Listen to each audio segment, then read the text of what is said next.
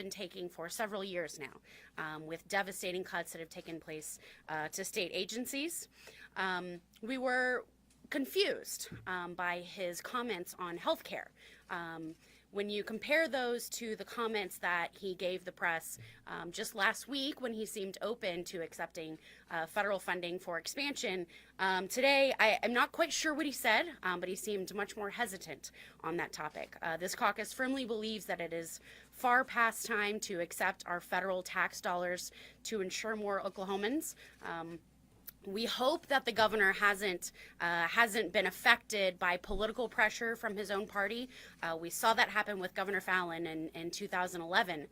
She decided she was going to accept the money, and then she did a complete 180 when told to by leaders in her party. We hope that's not what's happening with Governor Stitt.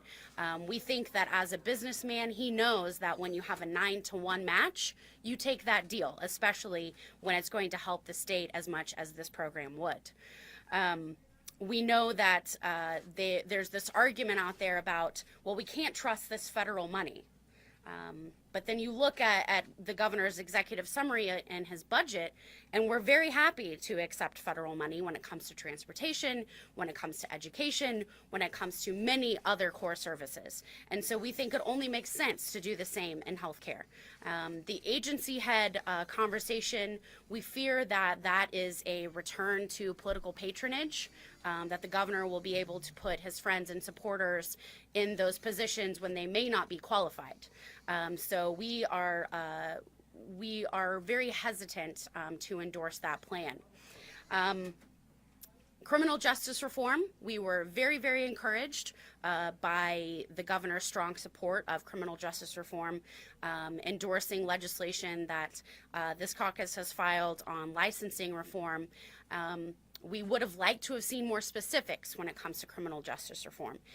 The governor didn't seem to endorse any other specific policies other than allocating $1.5 million to a specific very good program in Tulsa, but we also know that there are needs when it comes to criminal justice reform in all areas of the state. This caucus sees criminal justice reform as going hand in hand with increased funding for mental health and substance abuse services, and we didn't see that from the governor today. We can't let people out of prison and not provide them with the services that they need to ensure that they don't end up back in that situation. And when it comes to preventing ballooning prison populations in the future, we have to make sure that people have access to the mental health care and substance abuse care that they need. Let's see. We didn't hear a few things. We didn't hear anything about a state employee pay raise. That was something that was left out of the legislation last year that this caucus really hopes we can get done this year. Most state employees have gone 10, 11 years without a pay raise, and we think that should be a priority this year. The governor left a lot of money on the table. And he put a lot of that into the rainy day fund. And while we think that saving during good times is important, we think that you have to pay your bills before you can start saving. And we have a lot of bills to pay. We have education needs, we have mental health needs, we have corrections needs. We heard about a teacher pay raise. While we certainly support a teacher pay raise, we didn't hear much about classroom funding. And so we think that that is a critical need for our state, and we look forward to crafting a budget that takes advantage of the revenue increases that this caucus supported last session. With that, I'll be happy to take any questions.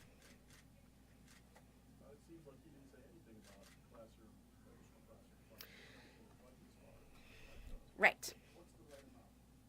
Well, I think, Aaron, it's common education could make a good case that they should get every single one of those growth dollars.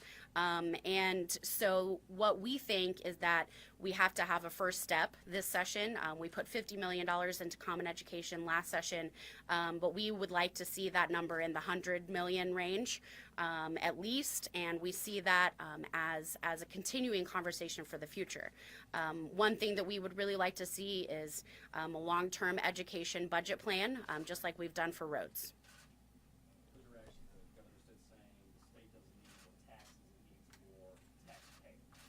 Well, It's a nice line, but you can't have more taxpayers. You can't attract more people to the state when we have schools that are open for 4 days a week, when we have rural hospitals that are closing, when our children don't have access to up-to-date textbooks.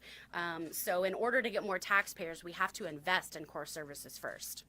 What do you think the reasoning is behind the switch from last week? We're open to Medicaid expansion. This week he appeared to throw a whole bunch of cold water on it. I don't know. My speculation is that Republican legislative leaders asked him to pump the brakes on that because they still see it as politically unpopular, I think. But many of them are open to having conversations about that behind closed doors. We're waiting for someone other than Senator Greg McCourtney, who's filed legislation to expand Medicaid. We haven't heard a lot of support from other legislative leaders, and so we think, though, that that's just a politically expedient position. Everyone is coming around to the position that it's good public policy. We have to do it to remain competitive and to become that top 10 state that Governor Stitt likes to talk about so much. So what will you do to get to the bottom of what is behind it and to move it? Well, we hope to meet with Governor Stitt, and I talked last week with his Secretary of State and his Chief of Staff, and we didn't talk specifics around that, but I did mention that I was very encouraged by his openness, and in many areas you'll see him saying, I'm open to this. We heard that a lot in the State of the State, that he's open to new ideas, he's open to conversation, and so I don't know if we'll get to the bottom of it, but I think that personally he does see the value of doing that. I may be asking the question, Emily, but to ask the Senate Republicans, I think, had a press release announcing they want to require 5-day school weeks. Is that something your caucus has discussed? Would you be supportive of such a, I guess, a mandate? Right. Yeah. Well, that's exactly what it is, Trace. I mean, we would oppose any unfunded mandates on education. And when you talk about a 4-day school week, there are a couple of issues that go into that. Of course, there's the cost savings of not having school on Fridays, but there's also the teacher recruitment issue and the teacher pay issue that goes into that. We've talked to lots of teachers who say that it's a teacher recruitment tool, and it also allows teachers to get second jobs. And so when we take care of things like teacher pay and classroom funding, we think that schools will transition back to 5-day school weeks. But just to require them to do that when we're not adequately funding them is foolish. Madam Leader, do you see 5-day school weeks as an unfunded mandate? Well, in this, when we're not funding education appropriately, putting a mandate that because schools are in session for the required number of hours, and so we're not losing instructional time, but families are suffering because a lot of them can't afford childcare on Fridays. Kids need food on Fridays. A host of issues. So to say from the legislature that no, you have to have this plan exactly how we want it, when we know that we have continually underfunded them, and that's the reason why they're only open 4 days a week. That's foolish, and it doesn't. That doesn't have the legislature accepting the blame that we should take. Would you rather that teachers get a smaller pay raise or not get a pay raise at all and put all the new Common Ed money into the formula? Well, I think a lot of teachers would say, I don't want a pay raise this year. I would rather you put money into the formula because I need textbooks, I need materials, all of these things. So we know that we don't have the final budget numbers yet. When we get those, I think we'll be building our own budget.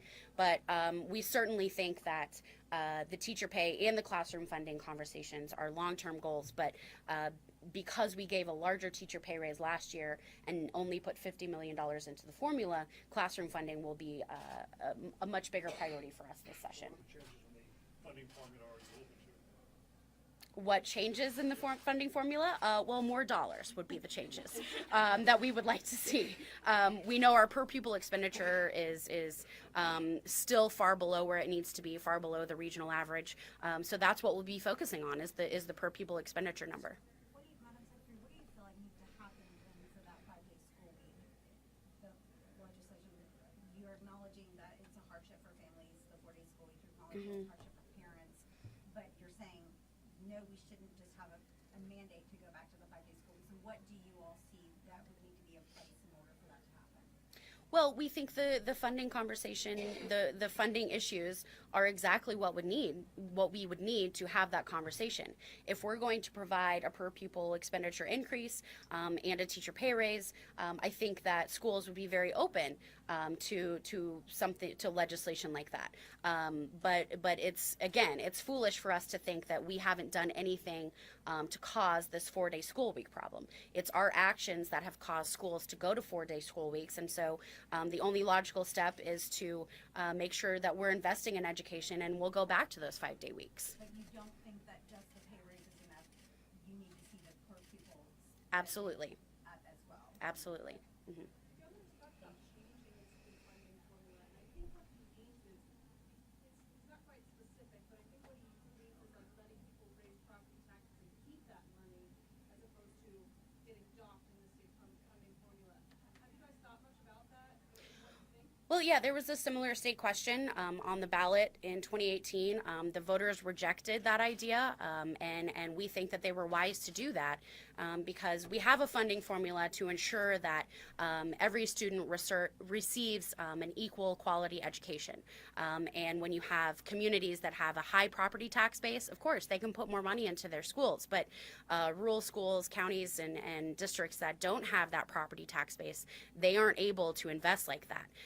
And that takes a lot of the responsibility off of the legislature, and we see that as shirking our responsibility as state legislators to fund education appropriately. The governor seemed to hint at possibly consolidating schools. What's your guys' thoughts on that? Well, we already have administrative consolidation. We already have consolidation, and many school districts have consolidated because they felt like it was a good idea for their students and their finances. This caucus has long been concerned about forced consolidation, forcing communities to consolidate with other schools. So we're certainly open to any conversation that will put more funding into the classroom. But when you look at the numbers, that probably isn't going to be the place that we find a lot of savings. Tennessee has used the mantra of rural Tennessee, especially letting smaller districts keep their K through 8 and then putting the county's districts for 9 through 12. That's something you guys would support? I don't know. I mean, I haven't looked at that plan. You know, we certainly, like I said, are open to anything that we feel would get more dollars into the classroom in a fair and equitable manner. But we also don't want to kill rural communities by taking away their schools. Representative, you mentioned something about state employee pay and wanted that to be kind of discussed, and you're hopeful that would be discussed to address. You said there were people who hadn't gotten a pay raise in a long time. Mm-hmm. Was there a bill last year for 2024 double X? Are you talking about something different? They received no. They did receive a very small pay raise last year, but we know that they're far below what the private sector could pay. We're losing state employees every day to the private sector, so we have to get their pay up. You're correct though, Trace. Anything else? All right. Thanks, guys.